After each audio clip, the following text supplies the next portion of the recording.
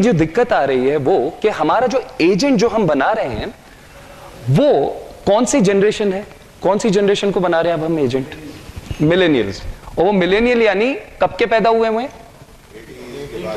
90s के बाद। अच्छा, इन लोगों की खास प्रॉब्लम है, मैं आपको बता दूं, आपके भी बच्चे इसी उम्र में होंगे। इनकी एक खास बात है, आप जिस जनरेशन के हैं उस जनरेशन को क्या कहते हैं आपको पता है? Baby boomers. आपकी जनरेशन के जो लोग हैं या आपकी और मेरी जनरेशन के, उनको कहते हैं बेबी बूमर्स। बेबी बूमर्स इसलिए क्योंकि हमने सबसे अच्छा समय देखा 60s, 70s, 80s। आजादी के बाद जब ये लग रहा था कि देश बढ़ रहा है तो हमने अच्छा समय देखा, बेबी बूमर्स, सब चीजें बूम पे थी। मिलेनियल्स के साथ प्रॉब्लम ये हुई कि क्योंकि हमारे माँ बाप हमारे साथ बड़े सख्त थे, हमने कहा कि टॉफी चाहिए तो कहा फर्स्ट रैंक का तब टॉफी मिलेगी, यानी एक टॉफी लेने के लिए फर्स्ट रैंक लानी पड़ती थी।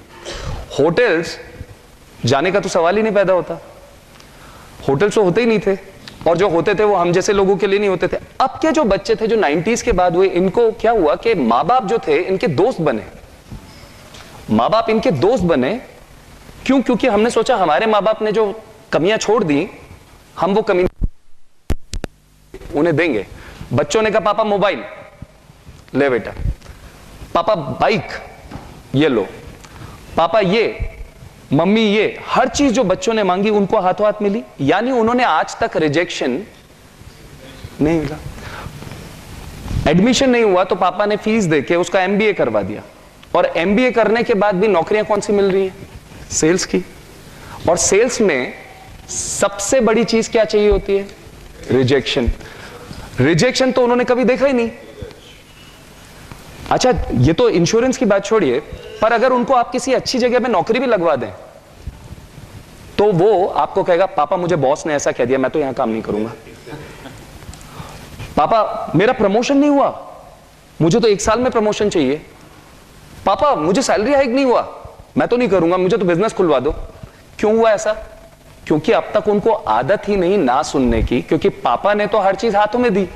अब वहां जो कंपनी में बैठा हुआ है वो तो बाप नहीं है ना, जो कस्टमर है वो तो बाप नहीं है, वो तो ना भी सुनाएगा और वो ये भी बहुत सारी बातें कहेगा, और बच्चे इस चीज के लिए रेडी नहीं है।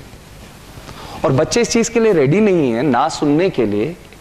और हमें एजेंट कहां से बनाने हैं? उन्हीं में से जिन्होंने आज तक ना नहीं सुनी। तो अब तक जो एजेंट्स को चुनना था वो हमारे लिए आसान था, क्योंकि उन लोगों ने कहीं ना कहीं ना सुनी थी।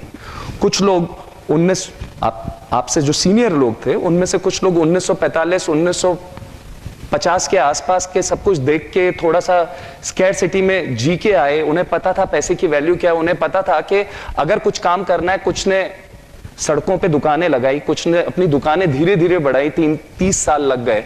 तो उन्हें एक एक चीज की वैल्यू पता थी, उन्हें ना सुनने का मतलब पता था। उन्हें पता था कि ना सुनने के बाद भी हाँ आती है, उनको इंतजार करना आता था, पेशेंस था। अब के जो बच्चे हैं उन्हें हर चीज इंस्टेंट मिली है और उन्होंने ना सुनी नहीं है। और उनको जब हम एजेंट बनाने के लिए जाते हैं और वो बन भी जाते हैं, और पहली ना सुनते ही वो घर बैठ जाते हैं, तो सब कुछ बदल गया। तो अब इस तरह के लोगों के साथ डील करने के लिए या तो ब्रेक डाउन या ब्रेक थ्रू